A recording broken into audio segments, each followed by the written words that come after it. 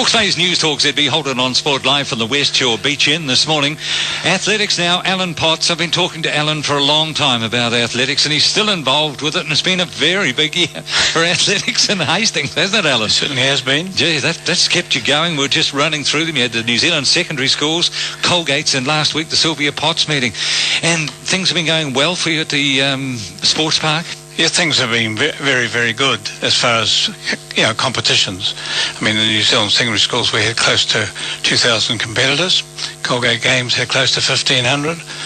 Sylvia Potts was down a little bit, but it was a bit high profile. We had 14 from Australia who enjoyed themselves. Yes. And just looking back at that Sylvia Potts meeting, any standout performance from your point of view there? Well, I've got a strong following and support for Angie Smith, the 800 metre runner. She runs much similar to what my late wife ran. Yeah. Goes out from the front. And Angie did that, didn't she? And reading it about the 800, she just held on in the end. And it was quite interesting. She talked to me quite a bit about what Sylvia did and things like that. So it was, excellent. You got a couple more coming up too before the end of the athletics season? Yes, we have the New Zealand Masters the first weekend of March, and then that's followed by the East Coast North Island secondary schools on a Wednesday, and it's going to be quite. Well, I'm not too certain how many will be at the Masters, but the secondary school should be a big meet. In the coaching world, you coached a number of athletes from here: Hamish Christensen, your son Richard, Matt Holder, Phil Costley, Briar Toop. Of those, I know Phil's still competing. Yes. Do you ever hear from Phil these days? I go to New Zealand Champs. You see him.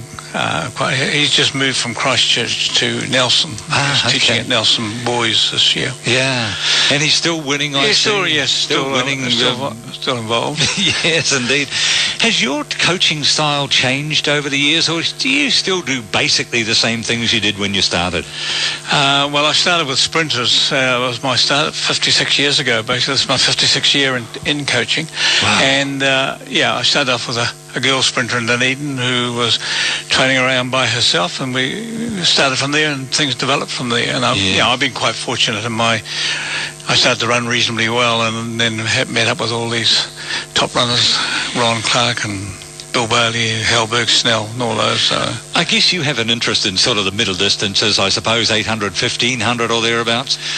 Well, no, I'm interested in going from sprints right up to marathon. I've coached marathon runners and so forth. Yeah.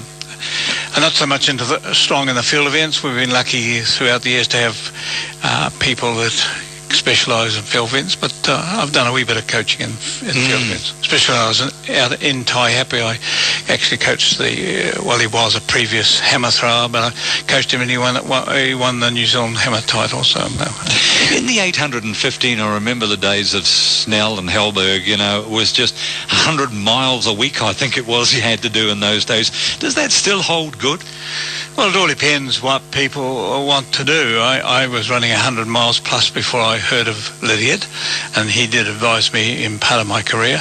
Richard, when he was running, only ran about 70 miles a week. He didn't. It all depends on the individual. And if you go back to my wife, she took all the time to run 20 miles, but however, that was...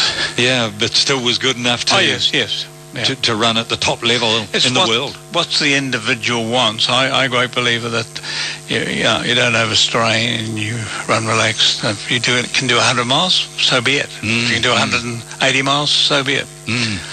In the 100 metres, what do you, when you take a young kid, maybe of 13, 14-year-old who wants to do 100 metres, where do you start them? Well, basically we start them when at the last year at intermediate school. Sort of look for people that go to the intermediate school sports and things like that, and you pick out someone. That's how we picked out Briar Toop. But she was an unusual person because she was very, very tall, very, very strong for a 12-year-old, and she was interested in being coached. I think that's the big thing there. Maybe that's the point. Yep. You want to... You got to want to be coached. Yes. Yeah. I use Briar as an example to some of my people. She lived in Havelock, and to train she used to bike in from Havelock to Nelson Park. Every day we train, whereas today I've got to find parking spots for my athletes with all the others. It's incredible. That's the way it changes. Alan, thank you for popping along to you again. Keep up the good work. Thanks, Ross. Hawke's Bay's Newstalk ZB. We finish off our look at coaching, gym sports, and Megan Preston will be along.